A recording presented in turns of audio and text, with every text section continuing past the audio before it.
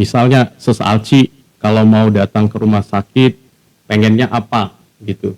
Jadi pasti yang pertama itu pengen dokter spesialisnya lengkap. Ya. Yang kedua, Pertanyaan besar juga masyarakat Halmahera Utara ya terkait dengan CT scan, dan ternyata sekarang hampir terjawab ya dok. iya, kita sangat bersyukur ya. Iya. Sangat Ada satu pertanyaan lagi dokter, bisa ya?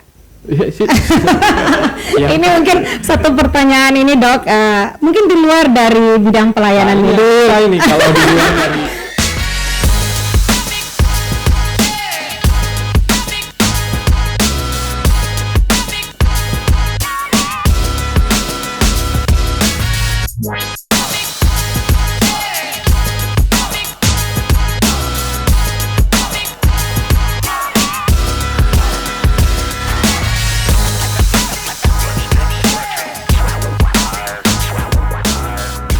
Selamat siang, salam sejahtera bagi kita semua. Sekarang kita ada di podcast Rumah Sakit Umum Daerah Tobelo. Ini podcast yang pertama, ya, perdana bagi kita dok di sini.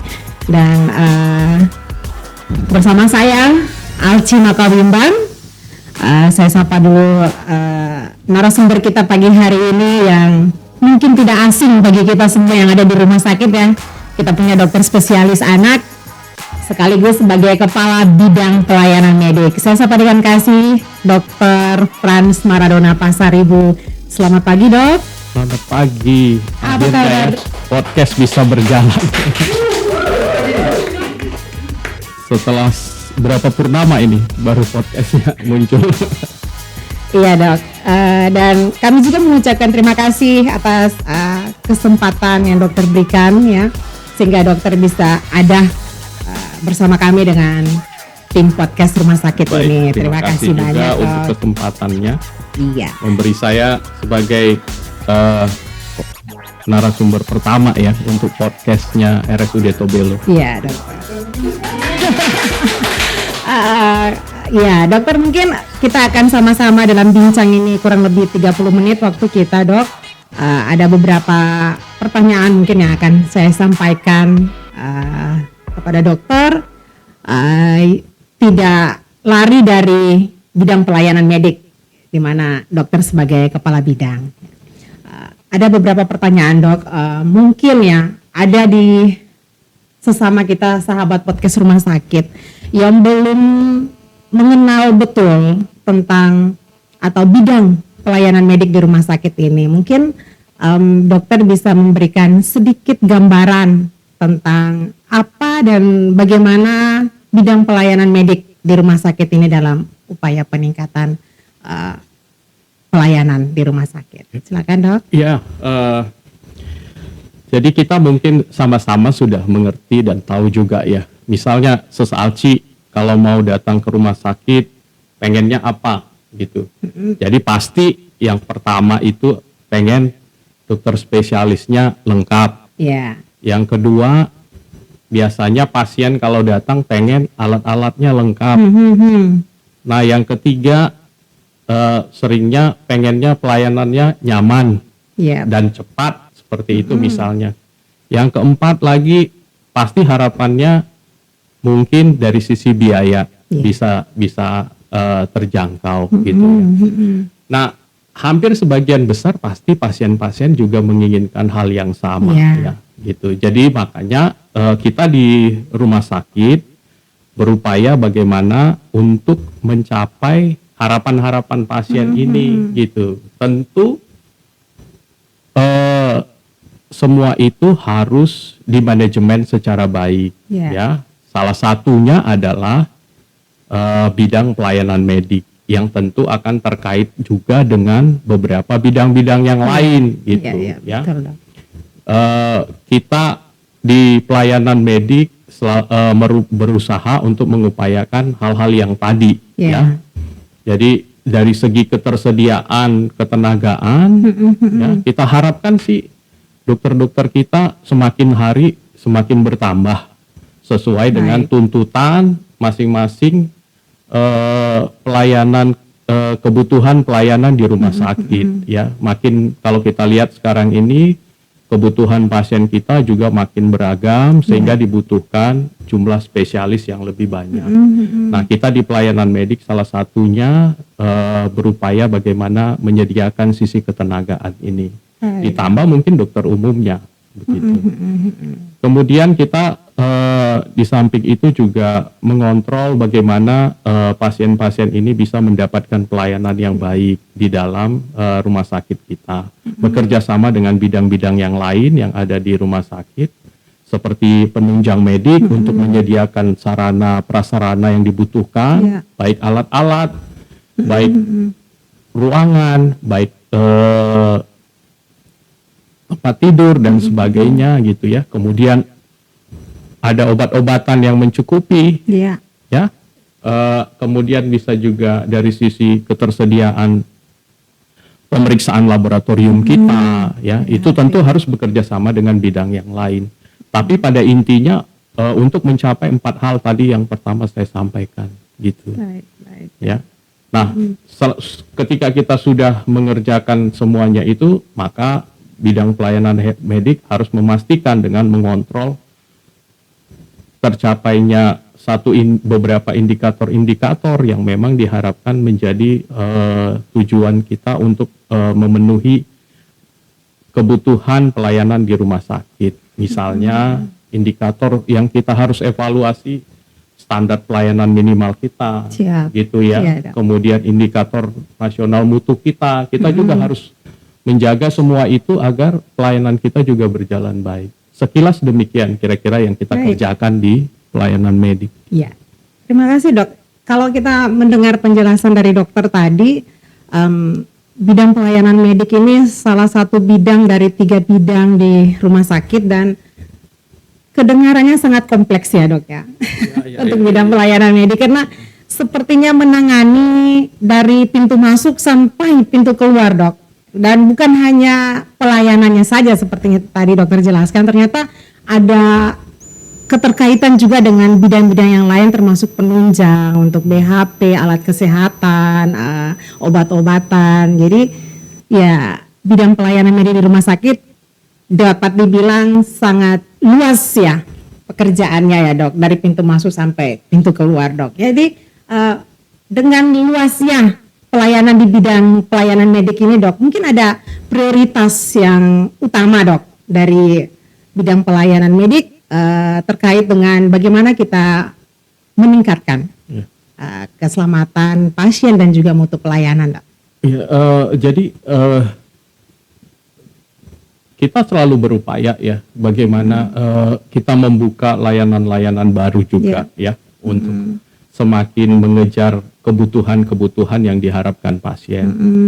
Dalam waktu beberapa dekat ini ya mungkin kita akan berupaya untuk mulai menggunakan misalnya seperti alat-alat seperti CT scan kateterisasi jantung dan lainnya ya yang sementara kita siapkan gitu. Hal-hal itu menjadi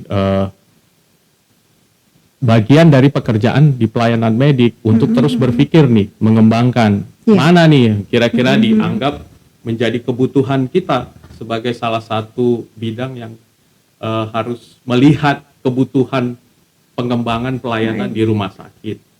Secara maksimal kita menerapkan hal-hal yang kita anggap sangat dibutuhkan gitu. Dan tentu itu didasari oleh analisa kita terhadap kunjungan pasien kita ya. Nah, yang lain tentu kita harus juga mengantisipasi terkait kembali lagi terkait penyediaan sarana prasarana yang tadi gitu. Di samping ya tetap harus menjaga mutu kita. Mutu kita dari sisi apa? Ya tadi sudah disampaikan pasien-pasien harus misalnya indikator keselamatan pasien, ya pelaksanaan standar-standar operasional kita di rumah sakit itu menjadi pekerjaannya pelayanan medik, memastikan ini berjalan nggak kira-kira gitu. Itu yang kira-kira gambaran-gambarannya yang kita kerjakan, ya. Baik. Jadi ke depan ini sementara kita buka layanan-layanan baru ya dok di rumah Iya, sakit iya, iya, benar, yang benar. menjadi satu pertanyaan besar juga masyarakat Halmahera Utara ya terkait dengan CT scan, dan ternyata sekarang hampir terjawab ya dok. Iya, kita sangat bersyukur ya. Kita Iya, sangat bersyukur. hampir Walaupun terjawab. prosesnya ya kita harus menunggu untuk beberapa waktu, tapi harapannya ada progres dan makin bisa secara cepat untuk kita aktifkan. Gitu ya. Baik dokter, terkait dengan pelayanan yang ada dalam meningkatkan mutu dan keselamatan pasien ini dok, seperti tadi bidang pelayanan medik kan tidak hanya berurusan dengan SDM saja, tidak hanya berurusan dengan sumber daya tadi, tapi ada keterkaitan dari bidang-bidang yang lain dan termasuk dengan sarana prasarana dok. Dan saya melihat bahwa di rumah sakit ini sungguh sangat kompleks seperti tadi saya bilang. Jadi mungkin ya dok, di bidang pelayanan medik ini tidak sedikit tantangan yang dihadapi ya dok. Ya, tidak sedikit tantangan yang dihadapi oleh bidang pelayanan medik karena tadi untuk mengcover dari pintu masuk sampai pintu keluar, dari pasien datang, pasien dirawat, segala prosesnya sampai pasien itu pulang, entah itu pulang meninggal atau pulang hidup sehat ya, ataupun dirujuk begitu dok. Jadi tantangan ini pasti ada dok ya. Jadi mungkin di sini yang saya mau tanyakan kepada dokter, bisa disampaikan kepada semua sahabat podcast rumah sakit, tidak sedikit tantangan itu yang dihadapi. Kira-kira strategi apa dok, atau apa yang dilakukan oleh bidang pelayanan medik dalam menghadapi tantangan-tantangan itu dok? Yang pertama mungkin kita biasanya menilai dulu kira-kira yang masih menjadi keluhan pasien-pasien apa, begitu ya. Jadi kita sudah dibantu nih dengan ada sarana kita di rumah sakit untuk menilai kepuasan, survei kepuasan pasien ya. Dari situ kita biasanya menemukan hal-hal yang dianggap masih harus diperbaiki nih, gitu. Dari pelayanan yang sudah kita lakukan, sudah berjalan selama ini, gitu. Nanti dari keseluruhan itu kita masukkan sebagai langkah-langkah prioritas. Ya, untuk kita evaluasi mana nih yang menjadi prioritas gitu. Nah, dari hasil evaluasi kita dan melihat kebutuhan prioritas dari keluhan pasien, ya tentu kita itu mulai menginventarisnya dan mulai berupaya untuk memperbaiki ya hal-hal yang dirasa mungkin masih kurang nih. Ya kita harus akui bahwa mungkin sebagian besar kadang-kadang mengeluhkan sisi masih ada kurang nyaman gitu ya, masih ada mungkin merasa pelayanan kita masih kurang cepat gitu ya, atau ada hal-hal tertentu yang mungkin pasien masih merasa belum maksimal gitu. Misalnya kadang-kadang saya sering menerima itu antrian kita di poli rawat jalan yang masih cukup lama gitu ya. Itu kan kita semua inventaris dalam satu permasalahan yang kita masih lihat untuk kita evaluasi dan kita perbaiki supaya pelayanan kita berjalan baik. Gitu. Kalau bicara tantangan ya luar biasa ya.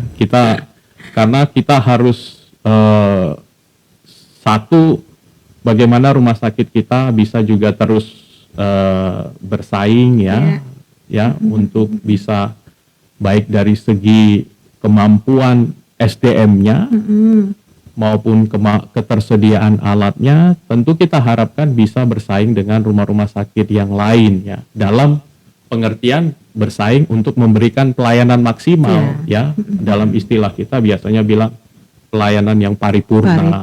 Gitu. Dan ini juga tidak, sekali lagi tentu banyak terkait dengan bidang-bidang yang lain yang memang harus ikut partisipasi di dalamnya gitu. Jadi kadang-kadang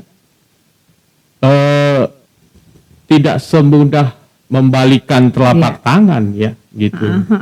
Karena mungkin kita satu sisi bisa bekerja dengan memikirkan solusi-solusinya, tapi di sisi lain tentu harus ada dukungan dana ya. Harus ada juga dukungan SDM kita dari sisi personalnya maupun skill dan pengetahuannya, semua ini kan terus harus kita upayakan. Di situ tantangannya sebenarnya. Tantangannya ya, Dok, ya. Jadi kepuasan pasien menjadi satu tolak ukur. Itu harus jadi prioritas kita. Jadi prioritas. Jadi kita tidak bisa menutup mata ya dengan semua keluhan-keluhan yang mereka sampaikan ya. Dan kita sangat, itu sebenarnya bukan menjadi satu satu hal yang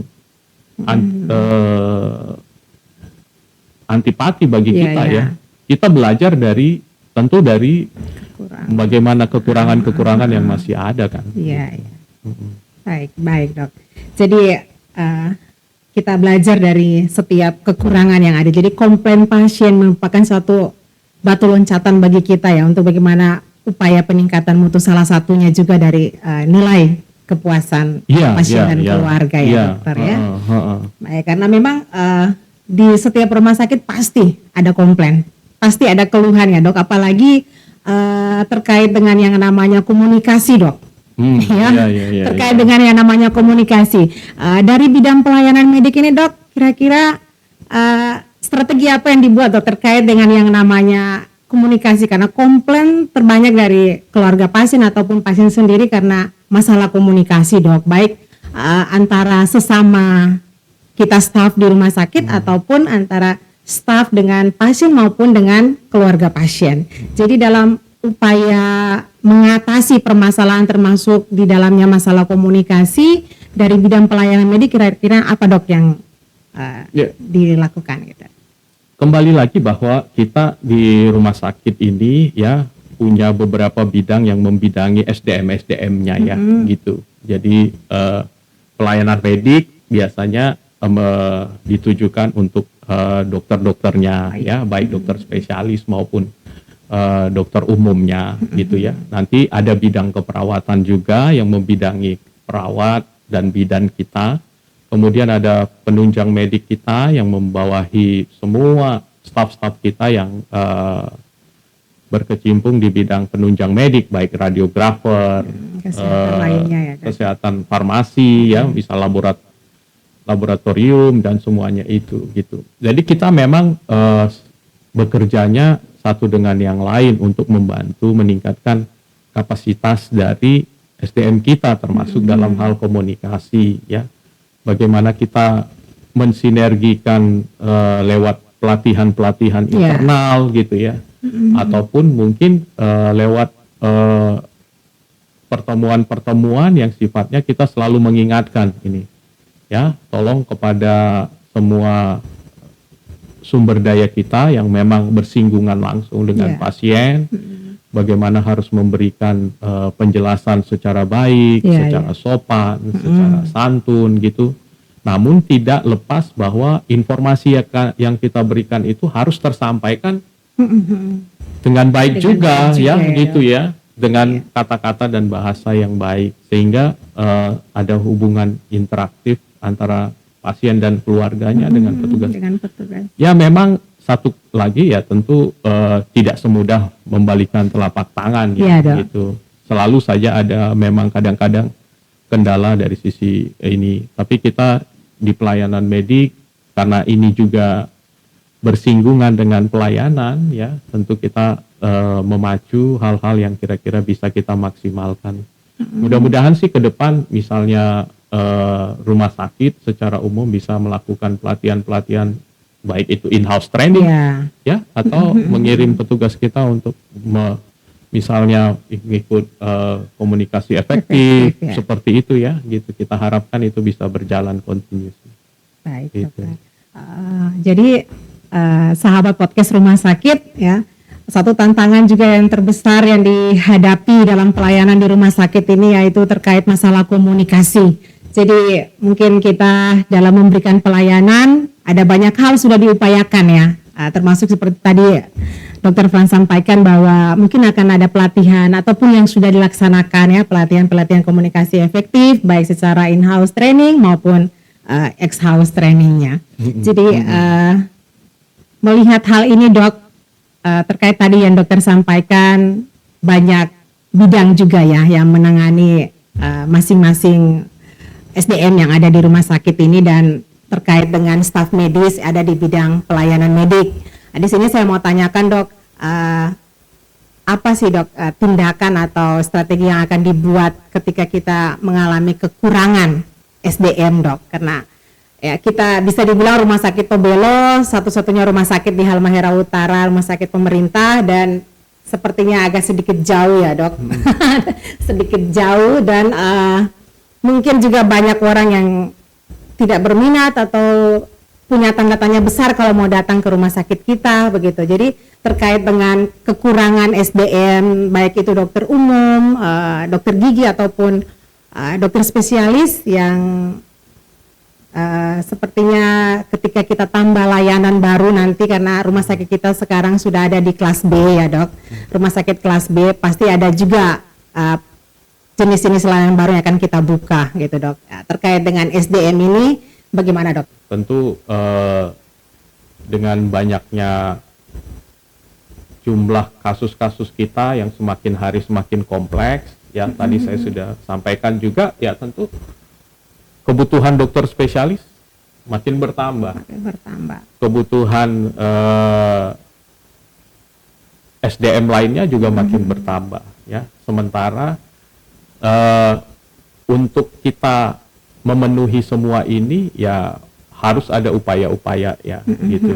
Kita bersyukur saat ini kita ada sekitar 23 tenaga dokter spesialis ya, yang terbagi-bagi dalam beberapa bidang keilmuan di kedokteran ya, bahkan dalam satu bidang mungkin ada 2 sampai 3 dokter spesialisnya, ditambah dibantu oleh dokter-dokter umum kita gitu ya. Namun dengan yang ada sekarang itu juga dirasa masih sangat kurang. Masih kurang ya, dok ya. Ya. Jadi sekarang kita sedang menambah lagi, berupaya menambah lagi untuk ketersediaan dokter spesialis kita. Kita sangat bersyukur ada beberapa dokter-dokter yang memang berangkat sekolah atas rekomendasinya dari rumah sakit gitu. Ya.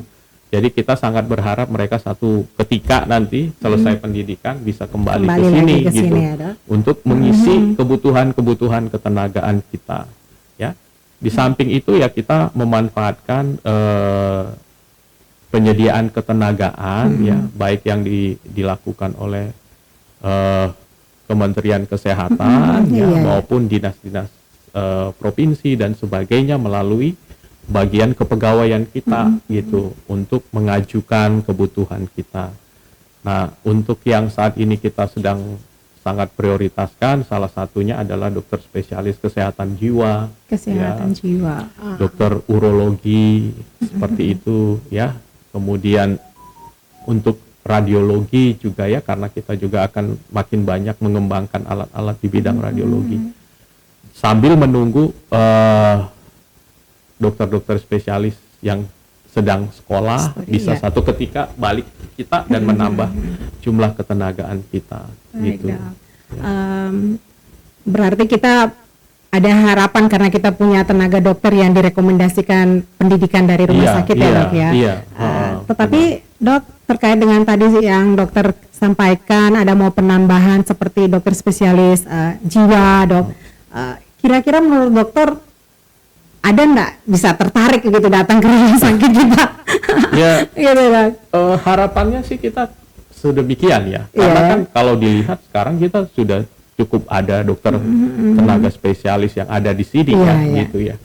Tapi mungkin memang tantangannya juga kan kalau dokter-dokter yang mungkin bukan berasal dari daerah khususnya Halmahera Utara ya tentu sedikit memiliki tantangan yang berbeda seandainya dokternya memang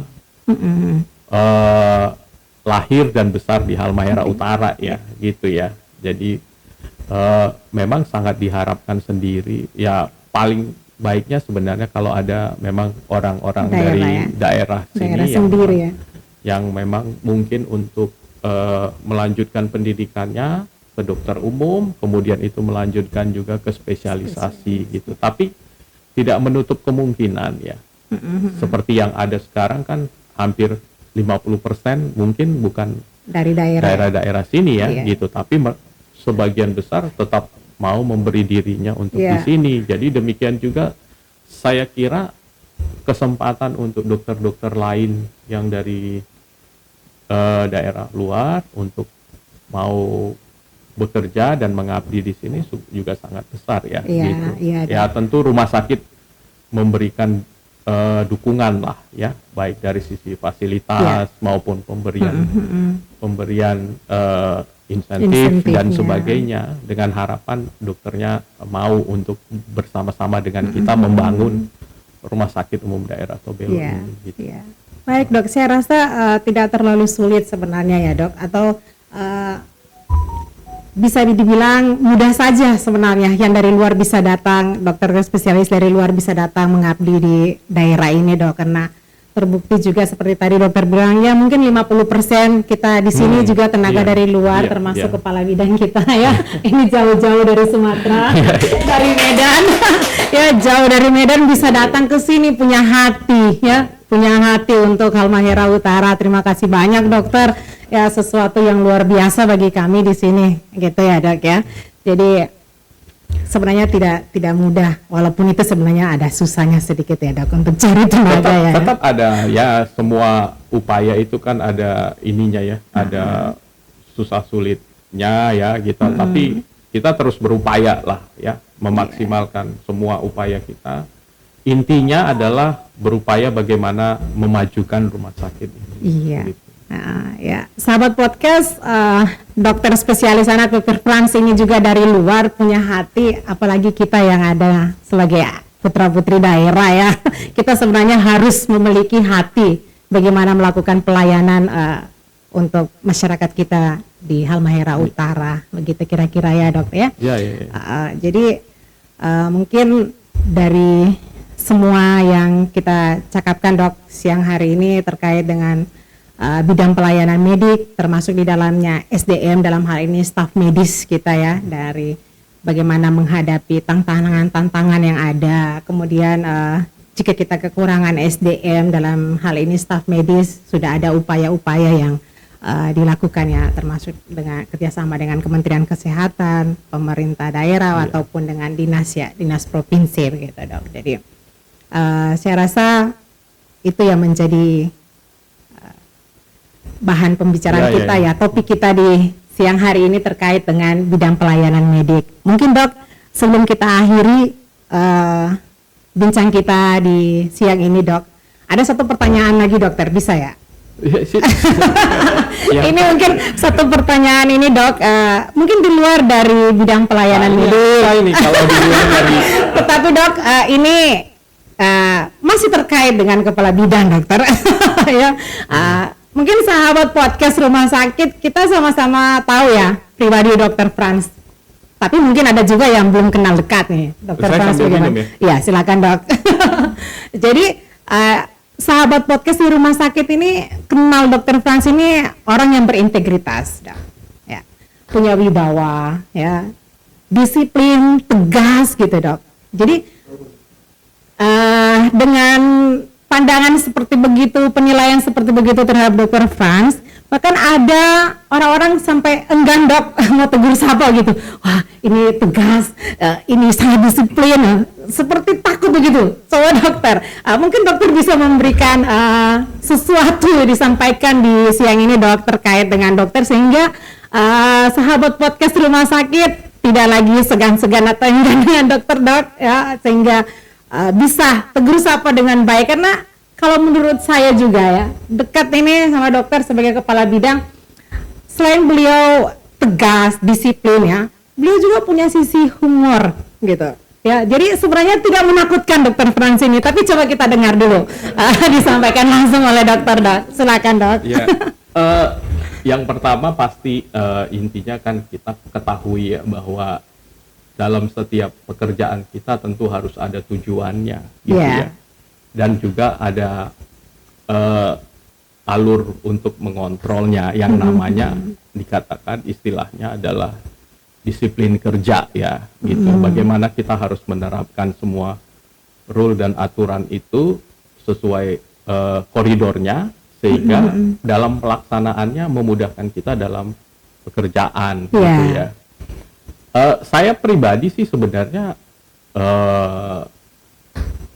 hanya maksudnya bukan sulit untuk berkomunikasi atau bukan ya gitu, tapi intinya dalam keseharian kita bekerja tentu kita harus menanamkan dalam diri kita bahwa tugas saya adalah ini gitu, jadi saya harus memaksimalkan pekerjaan saya gitu. Begitu saya memaksimalkan pekerjaan saya, tentu yang merasakannya bukan hanya kita pribadi, orang-orang lain gitu. Dan di rumah sakit kita ini kan sebagaimana diketahui ya, banyak hal yang kita harus kerjakan sesuai standar operasional prosedurnya. Itu yang kadang-kadang mungkin dinilai orang ya, pada saat saya menekankan semua hal-hal terkait prosedur, terkait ini ya, mungkin tadi yang seperti disampaikan ya, terlihat sedikit bisa dalam tanda petik sedikit keras dan sebagainya ya, tapi murni semuanya itu adalah bagaimana supaya pelaksanaan kita dalam pekerjaan keseharian kita itu bisa berjalan sesuai SOP kita ya. Secara individu tentu saya banyak kekurangan ya, mungkin baik dari sisi saya menyampaikan maksud saya ya, atau juga bagaimana mungkin timing saya ya, karena selain saya sebagai bidang pelayanan medik, saya juga masih aktif sebagai dokter penanggung jawab pasien ya, dan kita secara setiap harinya tentu juga harus menangani pasien dengan beragam kasus dan sebagainya gitu. Tentu kadang-kadang itu membawa sisi kelelahan juga ya. Kadang-kadang saya masih harus dipanggil tengah malam kalau ada pasien jelek di NICU atau di PICU gitu ya. Atau misalnya ada operasi emergensi untuk menerima bayi seperti itu, dan itu tentu mengurangi waktu istirahat kita ya, belum lagi beban keseharian di bidang pelayanan medik ya. Itu yang tadi saya bilang, secara individu pasti saya ada kekurangan lah gitu ya. Jadi dalam keseharian mungkin kadang-kadang dinilai ini sedemikian tegas sehingga orang sungkan menyapa. Ya saya mohon maaf lah terkait itu ya gitu ya. Intinya sih saya ingin semua bertugas dan berjalan sesuai dengan etos kerja yang baik. Itu saja sih intinya. Baik Dok, terima kasih Dok. Sahabat podcast Rumah Sakit Tobelo, kita sudah dengar ya apa yang disampaikan oleh Dr. Frans, di balik tegasnya beliau ya, di balik disiplinnya beliau ya, integritasnya beliau, maksudnya sangat baik. Semua hanya bagaimana kita melaksanakan pekerjaan kita sesuai dengan etos kerja dan prosedur ya yang telah ditetapkan. Jadi jangan lagi takut ya, bisa dibilang itu. Sahabat podcast, jangan enggan tegur sapa sama Dr. Frans. Orangnya sangat baik ya. Orangnya sangat baik. Satu, jalan sesuai dengan prosedur ya. Jadi kita kalau keluar dari prosedur pasti ada kena disiplinnya gitu ya. Jadi sahabat podcast, mungkin itu adalah beberapa yang terkait dengan bidang pelayanan medik dan juga pribadi dari Kepala Bidang Pelayanan Medik yang kita bisa dengar dalam bincang-bincang kita di podcast siang hari ini. Dengan harapan ya, semua kita sahabat podcast Rumah Sakit, harapannya apa yang telah disampaikan oleh Kepala Bidang Pelayanan Medik dalam hal ini Dr. Frans, dan setiap harapan-harapan dalam bagaimana kita buat strategi ya dalam upaya pelaksanaan peningkatan mutu pelayanan dan keselamatan pasien di rumah sakit ini. Mari saya himbau kepada kita semua sahabat podcast Rumah Sakit Tobelo, jadilah pelaku-pelaku ya. Kita pelaku-pelaku yang memberikan pelayanan yang terbaik di rumah sakit ini untuk semua masyarakat yang ada, yang kita layani. Satu intinya, ikuti prosedur, lakukan sesuai dengan etos kerja kita. Mungkin itu yang akan kita akhiri di siang hari ini, Dok. Terima kasih banyak untuk kehadirannya, Dokter, dan terima kasih untuk penjelasan yang diberikan. PKRS juga ya, yang memberikan kesempatan buat saya. Jadi di bagian terakhir ini, saya ingin menyampaikan kepada masyarakat ya, berharap mari kita sama-sama untuk membangun RSUD Tobelo ini ya, semakin hari pelayanannya semakin baik. Yeah. Tentu kami sangat mengharapkan ada kritik ya, ada saran, ada masukan yang bisa kami dapatkan dari sisinya masyarakat yang sebagai kekurangan yang masih kami miliki itu untuk menjadi landasan kami memperbaiki poin-poin mana yang terus kami benahi sehingga rumah sakit kita ini semakin hari akan semakin lebih baik, pelayanannya bisa lebih maksimal ya, dan tentu saja akan dirasakan oleh masyarakat. Gitu ya. Jadi dengan semua kanal-kanal pengaduan yang kita miliki ya, baik secara langsung misalnya pada saat sedang ada dirawat di rumah sakit maupun melalui media-media sosial yang kita miliki, melalui kanal-kanal saluran, silakan masyarakat menyampaikan ya hal-hal apa yang masih dirasakan sebagai kekurangan. Itu akan kami jadikan sebagai guru atau pembelajaran bagi kami ya, untuk terus membenahi yang kurang baik dari sisi pelayanan yang saat ini masih ada. Mungkin begitu. Baik. Ya. Terima kasih, Dok. Ya. Tak terasa sudah kita kurang lebih 30 menit sahabat podcast. Kita akan sudahi perbincangan kita di siang hari ini. Saya mengucapkan terima kasih banyak juga sekali lagi untuk Dr. Fars dan untuk kita semua. Dan kita jumpa kembali dalam podcast selanjutnya. Salam sehat, selamat beraktivitas.